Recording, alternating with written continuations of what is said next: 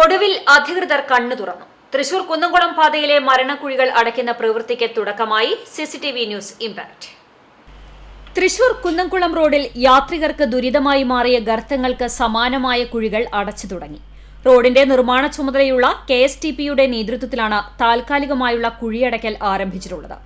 തൃശൂർ മുതൽ കുന്നംകുളം വരെയുള്ള ഭാഗത്തെ കുഴികൾ അടച്ച് ഗതാഗതയോഗ്യമാക്കുന്നതിന് പൊതുമരാമത്ത് വകുപ്പ് കഴിഞ്ഞ ദിവസം 29 ലക്ഷം രൂപ അനുവദിച്ചിരുന്നു.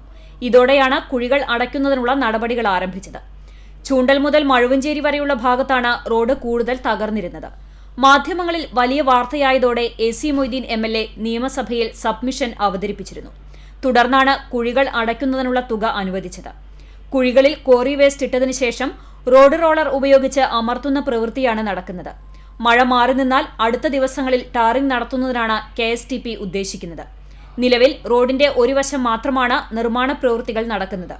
കുഴികളും ഗതാഗതക്കുരുക്കും അതിരൂക്ഷമായ സാഹചര്യത്തിൽ കഴിഞ്ഞ ദിവസം കോഴിക്കോട് നിന്നും വരികയായിരുന്ന മുഖ്യമന്ത്രിയുടെ വാഹനവ്യൂഹം വടക്കാഞ്ചേരി വഴിയാണ് തിരിഞ്ഞുപോയത്. കഴിഞ്ഞ ദിവസങ്ങളിൽ വിവിധ രാഷ്ട്രീയ പാർട്ടികളുടെയും സംഘടനകളുടെയും നേതൃത്വത്തിൽ റോഡിന്റെ ശോചനീയാവസ്ഥയ്ക്കെതിരെ സമരങ്ങൾ നടത്തിയിരുന്നു.